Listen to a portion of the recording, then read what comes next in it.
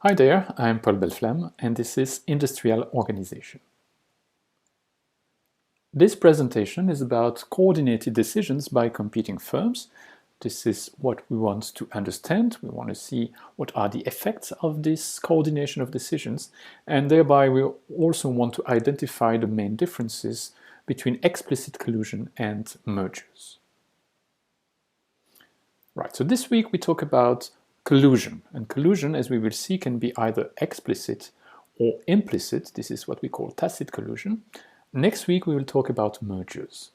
And before we do that, it's important to notice that there are differences but also common features between these three potential behavior of firms. Okay, so we want to see what are the differences in terms of decision making, see what are the effects on the supply side, the implications in terms of legality, and the type of issues that we want to study from an economic point of view. Okay, so let's start with the decision making. When there is explicit collusion, so when firms form a cartel, they remain separate entities. So each firm remains a separate company, but they secretly coordinate their decisions. It could be prices, it could be quantities, it could be markets, or all of these issues. But there is coordination, meaning that the firms, although they remain separate, it's as if they were forming a unique decision maker that agrees on how to share the joint profits. Okay, so separate entities but acting as one. The same goes when you have a merger, because here the merging firms, they disappear and they form a new entity. Okay, so here we have a single firm, but in a sense there is the same idea as with a cartel. There is a unique decision maker. Here it's a new legal entity. In the case of cartels, it's as if there was a new entity because there is coordination of the decisions of the firms. Now, in terms of tacit collusion, as we will see later, there is no coordination, explicit coordination of the decisions. Okay, but nevertheless, as we will see, collusion may emerge now at the equilibrium of a non-cooperative game. Okay, and there is no cooperation as such, but firms, although they choose independently of one another, they may reach a solution where their choices look like collusion. Okay, so in the rest of this presentation, we will focus on the differences or common features between cartels and mergers. But before we do that, let us look at what happens on the supply side. Here, there is a big difference between collusion in any form and a merger. A merger, because there is a new entity that is created, because there is a new company that can be reorganized, for example, it's possible that the supply side will be affected. And we will see next week that one of these effects of merger would be reducing the cost of production.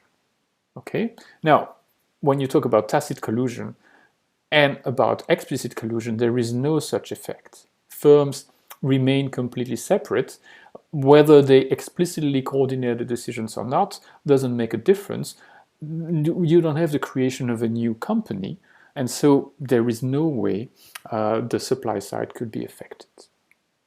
Okay, so that's a big difference between collusion and mergers. Now, in terms of legality, collusion is illegal, okay, per se, as such, for explicit collusion. For tacit collusion, it's not clear, but if it can be detected, it's something that will be found illegal by the competition authorities. We will come back to this because the distinction between cartels and tacit collusion is not that clear. Okay, so just for the moment, think of both forms of collusion being illegal. As for mergers, they are not illegal per se, and one of the reasons is that they may lead to cost reductions, which is a good thing for the efficiency of the economy. But nevertheless, we expect the merger to reduce competition, so that may harm consumers. And that's why, as we will discuss, competition authorities have to give an approval to a proposed merger. Okay? Now, what do we study? Well, as we can understand from what we have discussed so far, when we'll talk about collusion, when it's explicit, the key issue is the stability. And this is what we will come to in the rest of what we look at this week. Same thing for tacit collusion. This is something we will consider this week. And here the question is really the sustainability. Under which condition can we observe this form of collusion resulting from non-cooperative behavior by the firms? And when we will talk about mergers in 1 week from now, the question will be about the profitability. When do firms find it profitable to merge? And the question of whether it's desirable from a social point of view. So is it a good decision for the competition authority to approve a particular merger? Okay, so this is a quick summary of what we are going to go into depth in this week presentation and also next week. Right, so just to repeat what we have been saying so far in a slightly different way. So are there coordinated decisions? Well, they are explicit or implicit. If it's implicit, this is tacit collusion, which we will cover later. If there is explicit coordination, now the question is, do entities remain separate or not? If they remain separate, here coordination takes the form of a cartel. Okay, so it's just the coordination of decisions that is considered here. But if the entities don't remain separate and create a new merged entity, well, we are talking now about a merger, and not only the decisions will be coordinated, but there are also potential efficiencies, for example, cost reductions. Okay, so this repeats what we had in the previous table, but in a more compact way. Let us now look at the effects of coordinated decisions. Okay, and we want to compare cartels and mergers, and so we really focus on the effect of the coordination of decisions. We leave aside any impact on the supply side that could happen in the case of a merger.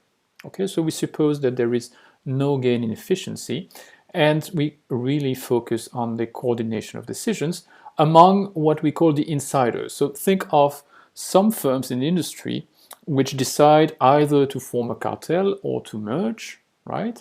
While the other firms in the industry, the so-called outsiders, they remain separate and they continue to choose the decisions to maximize their own profits. Okay? Now, we want to look at the effect of the coordination of decisions among the insiders, both on the insiders and the outsiders.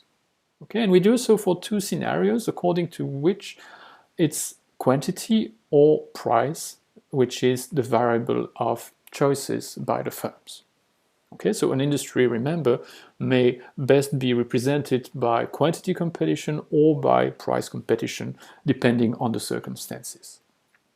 Okay, now look first at the insiders, and suppose there is quantity competition. Well, the insiders, they coordinate the decisions with, of course, a purpose, which is to increase the total profit of these firms.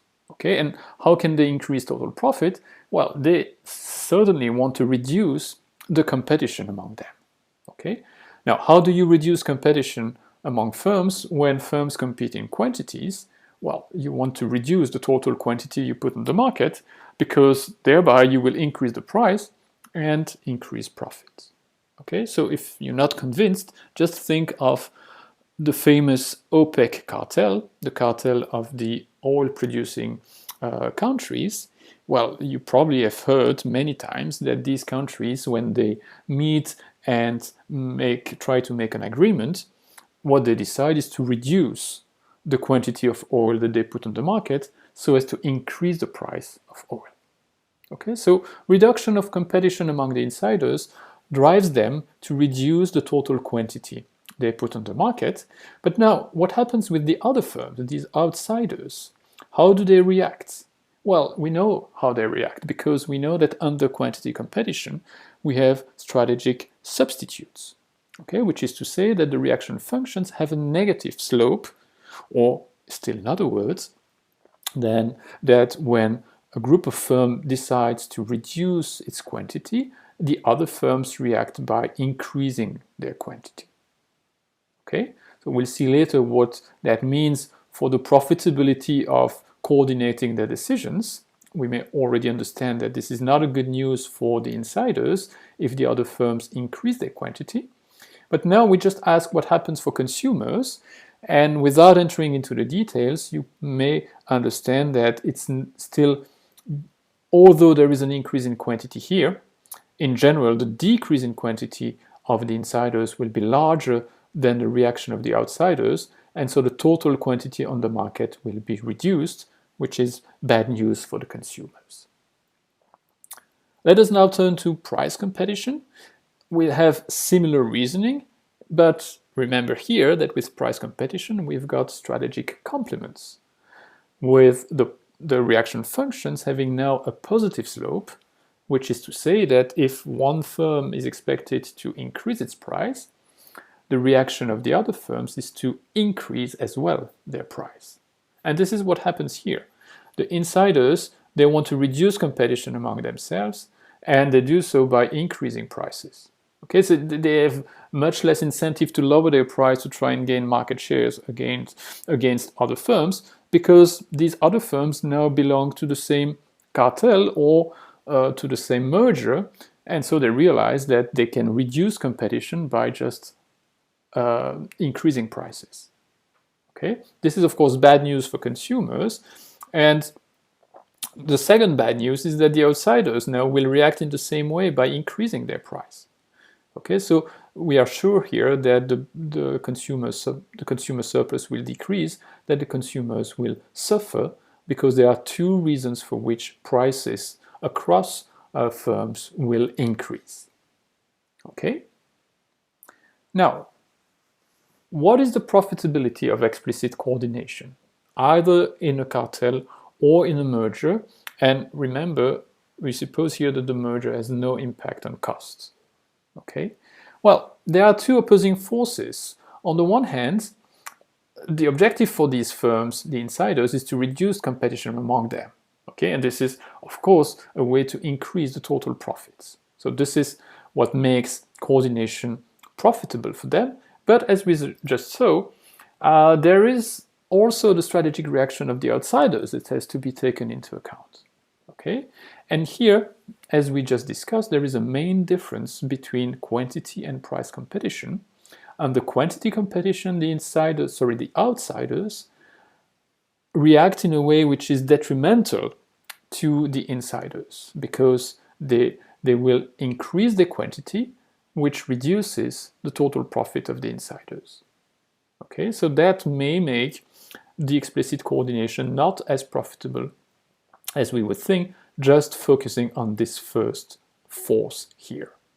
Okay, now under price competition, this is different. Here, the reaction of the outsiders goes in the right direction from the insiders' point of view, because it further increases the profits of coordinating the decisions.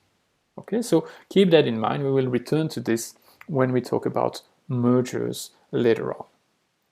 Finally, if you try and see what is the individual incentive for a single firm, either to belong to a cartel or to join another firm in order to merge, well, here there is a difference according to what happens if either the cartel or the merger fails.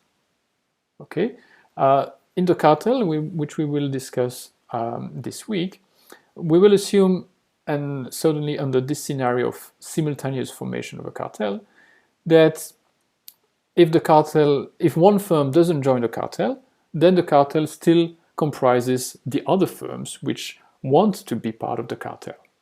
Okay, so here, if I'm looking at the individual decision of a firm, it will compare what this firm obtains by being on the cartel or by not being in the cartel, thinking that the other firms will be in the cartel if they want to. Okay? Under a merger, this is different. We will assume realistically that a merger discussion is a bilateral or trilateral if there are three firms, for example. So it's a discussion among firms, and if they don't reach an agreement, then the merger simply doesn't take place. Okay, so here, what we call the counterfactual, what happens if the cartel or the merger doesn't happen? Well, if the merger doesn't happen, the counterfactual is different, because then all firms remain separate, Whereas the counterfactual of a cartel, when one firm doesn't join the cartel, is that the other firms are still in the cartel. Okay, so that may look sound a little bit abstract for the moment, but we will come back to this when we discuss cartels and mergers separately. The point of this presentation was just to highlight a number of issues which are either common or different between the different forms of coordination of decisions. Thank you for your attention.